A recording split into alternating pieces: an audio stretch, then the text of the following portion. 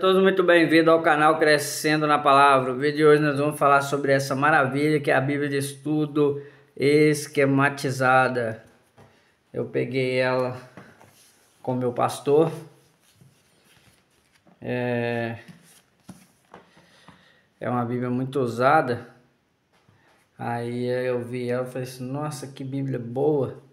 Peguei emprestado com ele para poder apresentar para os irmãos, exclusivamente para trazer para os irmãos conhecer ela, aquele que não conhece, aquele que conhece, trazer alguns detalhes acerca dessa maravilha. Aqui a gente tem um texto bíblico, né? Antigo e Novo Testamento. Ali a gente tem o prefácio. Aqui a gente já está nos índices dos recursos. Quando você chega aqui, ó, uma das coisas importantes dessa Bíblia, ó, aqui você já vai pegar, olha lá, a questão dos atributos de Deus, ó. Porque Deus é santo.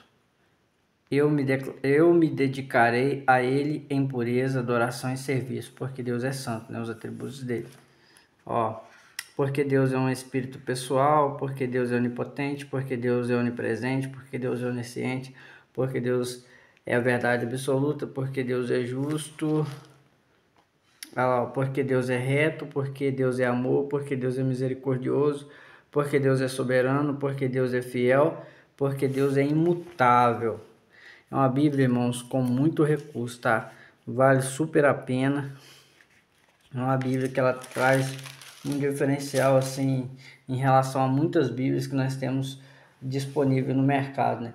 Ali, ó, como usar o esquema de tópicos, ou seja, o esquema de tópicos que essa Bíblia oferece, ó, um guia básico com os 10 temas chaves da Bíblia. Então ela vai apresentar 10 temas chaves.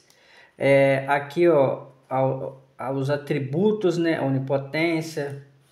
Então, sempre ao longo do texto bíblico, a gente vai dar uma abordagem agora. Aqui, ó. Vou pegar essa parte aqui. Ela está bem utilizada. Aqui, ó. Descubra a Bíblia. Ó. Confiando na palavra de Deus e na autoridade dela em sua vida. Aqui a gente tem a exclusividade, unidade, exclusividade. Ó. Fidedigna. Aí aqui a gente tem os textos voltados, perfeita, inspirada. Aqui, ó, são aqui a gente tem os 10 temas, tópicos, né, de temas principais, ó, que ela vai abordar, ó. Primeiro, Bíblia, Deus, salvação, adoração, adoção, ó, santidade, batalha espiritual, igreja, propósito, ministério. Olhando isso aqui, irmãos, que é uma Bíblia com esquema, né? Por isso que ela é esquematizada, né? O que ela vai abordar? É uma das coisas que eu acabo batendo na tecla. Quando você vai estudar a Bíblia, é interessante você pegar temas que são relevantes, assim, todos os temas bíblicos eles são relevantes. Colocar assim, temas que você tem mais familiarização com eles, assuntos da Bíblia que você quer se aprofundar nele. Aí você pegou uma Bíblia comum, tipo essa minha do culto aqui, sem nenhum recurso. Você começar a estudar a Bíblia se valendo desse recurso. A Bíblia esquematizada ela vai apresentar esses 10 tópicos e ao longo do texto, cada símbolozinho desse vai estar relacionada ao tópicozinho principal mencionado, né? Então, ou seja, sempre quando se localizar esse coração é salvação, esse bonequinho joelhado é adoração, esse caminho aqui é propósito, essas 3 pessoas aqui é igreja, essa espada e esse escudo é batalha espiritual, essa pombinha é santidade. Então, sempre quando achar esses símbolozinhos, entendemos que o assunto está relacionado com esses tópicos.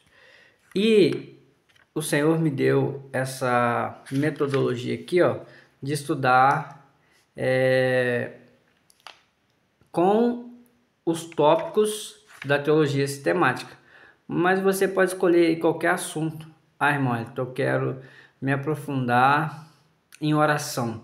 Quero pegar todos os textos do Gênesis ao Apocalipse que eles são correlacionados com oração.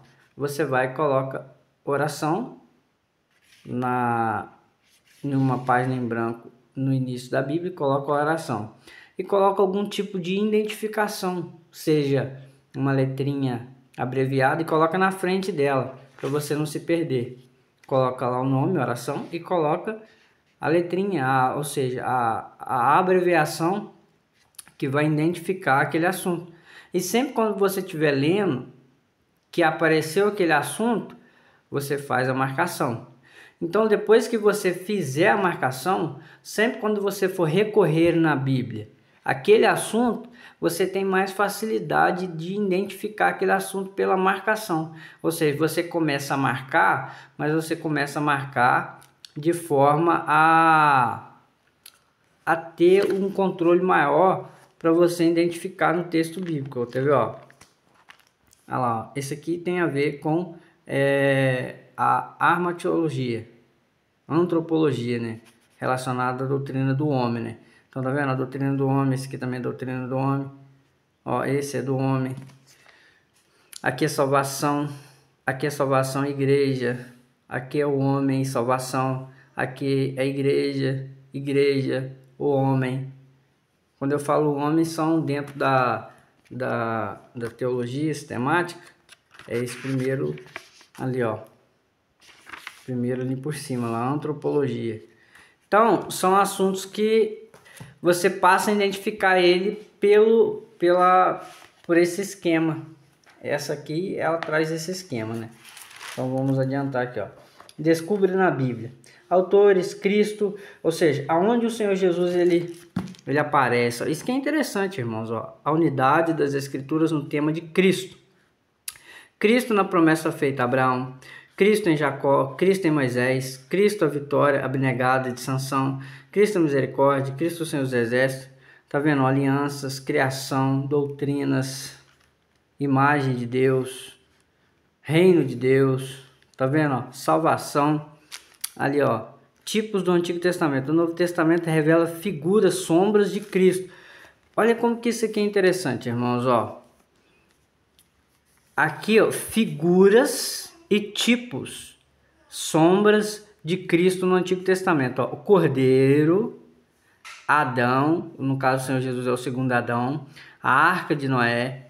Por que a Arca de Noé? A Arca de Noé é lugar de salvação. Jesus, ele é a salvação. Por isso que ele falou assim, ó, aquele que entrar por mim, salvar-se-á, entrará, achará e sairá e achará pastagem. Isaac, Carneiro, José, Onã, Moisés, Páscoa, Maná, Água da Rocha, tá vendo? São figuras, sombras de Cristo no Antigo Testamento. Você quer trazer uma mensagem cristocêntrica, quer pregar sobre José? Não fala só sobre o personagem José, mas por mais que você queira pregar sobre José e a sua mensagem ela é uma mensagem que você quer dar ênfase nos aspectos da vida de José, mas você leva a Cristo, apresenta Jesus usando José. Você vai falar sobre Moisés, você vai falar sobre Josué, você vai falar sobre Samuel, você vai falar sobre Adão, você vai falar sobre Melquisedeque, sobre Isaac. Isso é interessante. O meu garoto tá atrapalhando ele dormir aqui, mas eu falo mais baixo um cadinho aqui. Mas é isso aí, irmãos. É uma Bíblia que ela fornece muitos recursos, ó. Salvação, atributos, Espírito Santo, eterno, ó, atributos de Deus, amoroso. E aí sempre tem os textos bíblicos que relacionam, né? E aqui a gente já vai entrar, ó, descubra a salvação. Vamos entrar no texto bíblico aqui, porque no início dela, irmãos, ela tem muito recurso mesmo, tá vendo? A gente ainda nem entrou no texto bíblico e a gente tem muito recurso. Ah, descubra a adoção de Deus. Por que adoção? Porque segundo as Escrituras, nós passamos a pertencer à família de Deus por causa da adoção. Como assim, irmão? A adoção. o Evangelho de João, capítulo 1, versículo 12 ao 14. Veio para o que era seus, mas os seus não receberam. Mas a todos quanto o receberam, deu-lhes o poder, ou seja, deu-lhes o direito de serem chamados filhos de Deus. Vamos ver uma outra referência acerca disso. Romanos, capítulo 8, do verso 14 a seguir. Porque todos os que são guiados pelo Espírito de Deus, esses são filhos de Deus. Porque não recebeste o espírito de escravidão para outra vez estares em temor, mas recebeste o espírito de adoção de filhos, pelo que clamamos, Abba, Pai. E o mesmo Espírito testifica com o nosso espírito que somos filhos de Deus. Vamos pegar aqui agora Gálatas. Gálatas 4, Mas vindo a plenitude dos tempos, Deus enviou seu Filho, nascido de mulher, nascido sob a lei, para remir os que estavam debaixo da lei, a fim de recebermos a adoção de filhos. E porque sois filhos, Deus enviou aos nossos corações o Espírito de seu Filho, que clama, Abba, Pai. Então, você quer conhecer mais acerca da adoção? Olha aqui, Tá vendo? É importante, irmãos, estudar a palavra de Deus, não ficar dando ênfase à profetada. Sabe por quê? Uma coisa eu vou te falar sobre... se eu falasse assim, eu tenho uma palavra de Deus para você. Aí talvez você estivesse esperando algo assim, fora de uma realidade, mas eu quero te dizer isso aqui, eu falasse assim, Deus ele vai te abençoar. Não, eu vou trazer uma palavra de Deus para você, a própria Escritura, Bendito o Pai, bendito Deus e Pai de nosso Senhor Jesus Cristo, o qual nos... O que ele fez, nos abençoou, ou seja, não vai abençoar, o qual nos abençoou, não é com alguns, com todas as bênçãos espirituais nos lugares celestiais em Cristo, ou seja, a importância nossa é estar nele, em Jesus.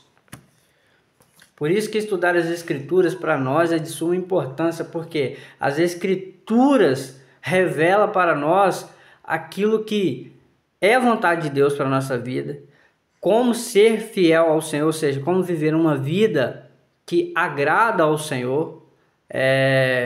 Se a gente ler lá em Hebreus, sem fé é impossível agradar a Deus, porque é necessário que aquele que se aproxima de Deus creia que Ele existe, que Ele é galardoador daquele que o busca. Então, no nosso relacionamento com Deus, a base é fé. Sem fé é impossível agradar a Deus. Sem fé é impossível. E como que a fé vem? Como que ela vem? Sem fé é impossível agradar a Ele. E como que a fé vem? Se fosse para os irmãos nos responderem agora, responder no comentário. Responde aí para nós. Como que a fé vem? Respondeu? Vou mostrar aqui nas Escrituras. Romanos 10, 17. De sorte que a fé é pelo ouvir e ouvir pela palavra de Deus. A importância de nós nos alimentarmos da palavra de Deus. Então vamos entrar aqui no texto bíblico. Peço aos irmãos que tenham um pouco de paciência, porque a gente está indo de uma forma mais pausada para abordar aqui bastante características acerca dessa Bíblia, né? Tá vendo, Ela leva o texto bíblico em uma coluna, e aí na outra coluna a gente tem as notas. São notas bastante exaustivas e sempre tendo aquelas símbolos aqueles tópicos. Tá vendo, propósito. Viu? A santidade. Aí o texto bíblico. Deus é todo poderoso, porque Deus é soberano. Quer entender mais sobre a soberania de Deus? Como assim, irmão? A gente está vivendo um tempo, irmãos, que a Escritura ela está sendo atacada, a pessoa de Deus está sendo atacada, está se levantando teólogos, e esses teólogos que estão se levantando, eles estão, são os, me fugiu o nome da memória agora, o relativismo, né? O cristianismo é relativista, né? Tem um outro também que me fugiu o nome agora, depois eu vou dar uma olhada ali. Eu vou falar com os irmãos. São os nomes técnicos deles, assim, são os nomes deles, né? Mas é a forma que eles usam. E aí, eles vão atacar muito essa questão. E aí a gente tem aqui ó, a importância, e também houve entre o povo falsos profetas, como entre vós haverá também falsos doutores que introduzirão encobertamente heresia de perdição e negarão o Senhor que os resgatou, trazendo sobre si mesmo repentina perdição. E muitos seguirão as suas dissoluções, pelas quais será blasfemado o caminho da verdade. E por avareza, irmãos. A motivação desses falsos profetas, desses falsos doutores, é sempre a avareza. A avareza é a base para a vida deles, porque eles são lobos devoradores. Esses profetas, irmãos, que ficam aí iludindo as pessoas, a palavra de Deus ela fala muito com a gente acerca desses movimentos. E por que o povo de Deus acaba se iludindo? Porque abandona a palavra. A gente não pode abandonar a palavra. É a única verdade revelada que nós temos, inspirada por Deus, é a palavra. É a verdade revelada. Aqui nós temos a verdade revelada, a verdade inspirada, a verdade plenária, total. É a palavra de Deus, é nela que nós temos que firmar a nossa fé, é nela que nós temos que firmar, porque o próprio Senhor Jesus, ele diz, passarão os céus e a terra, mas as minhas palavras não passarão. E aqui ó, amados, não creais a todo o Espírito, mas provai se os Espíritos são de Deus. Nós temos que provar, irmãos. Se um profeta chega perto de mim e traz uma profecia, eu tenho que provar. Eu não posso simplesmente acreditar e depois colocar a culpa em Deus. Falar que Deus mentiu ou falar algo, atribuindo algo a Deus. A palavra, ela pede para mim provar. E o próprio Senhor Jesus, no seu sermão, na sua pregação, olha o que ele fala em Mateus 7, do 14, do 15 a seguir, ó. Acautelai-vos. João fala para a gente provar. Não crer em todo espírito e provar. Ou seja, nós não temos compromisso para que em tudo que aparece. Aí que está o primeiro ponto. Não é tudo que aparece que a gente tem a obrigação de crer. Nós temos que provar. A Escritura ela vai nos orientar a provar. Provar os espíritos se eles são de Deus. E o Senhor Jesus, isso é ele falando, irmãos. Ó, o que ele falou? Ó? Acautelai-vos, porém, dos falsos profetas, que vêm até vós vestidos como ovelhas, mas interiormente eles são o quê? Lobo devoradores. Então o Senhor Jesus ele pede para a gente ter cautela. O pregador ele chega, um profeta chega na minha igreja para pregar. É claro que da maioria das vezes vai chegar com algum tipo de revelação. E nós cremos, irmãos, na revelação. Eu já tive revelação na minha vida que se cumpriu, mas também já tive que não se cumpriram. E eu não coloco a culpa em Deus em nenhum momento. E não me frustro com Deus porque falso profeta. Porque a palavra ela já me orienta acerca deles. A gente não pode se frustrar com os falsos profetas, não. A gente tem que se voltar para as escrituras para a gente não viver iludido com qualquer pessoa que chega e aparece e traz alguma palavra para a gente, porque a gente já tem aqui ó, a palavra revelada de Deus para a gente. E aqui, ó. Por seus frutos os conhecereis. Porventura colhe-se uva dos espinheiros ou figo dos abrolhos? É o fruto, irmão. Ah, irmão, mas chegou um profeta aqui, eu não conheço ele, não sei a índole dele, não sei a vida dele, não sei o dia a dia dele. Tá, mas aí eu provo a profecia. Deus ele não é Deus de confusão. Então a profecia ela tem que ser avaliada. É igual quando eu era rapaz. Na época eu era solteiro e eu trabalhava na obra de Deus, sempre trabalhando, e era solteiro. E fui em uma festividade. Na época eu era auxiliar de trabalho, fui na festividade, e na festividade me chamaram para orar depois do culto, que eu já cheguei. Eu participei do culto na minha igreja e fui nessa igreja, porque o pastor dessa igreja era meu amigo, eu gostava. Assim, a gente tinha uma convivência muito sadia e muito boa. Eu assisti o culto na minha igreja, acabou o culto, eu fui lá para pegar o final da pregação do pregador que veio de fora para pregar lá.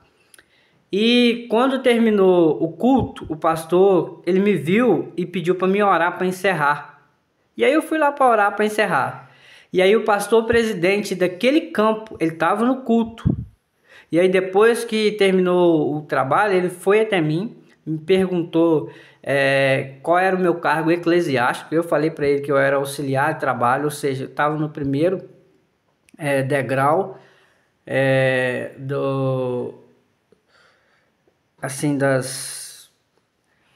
dos cargos eclesiásticos, estava no primeiro degrau.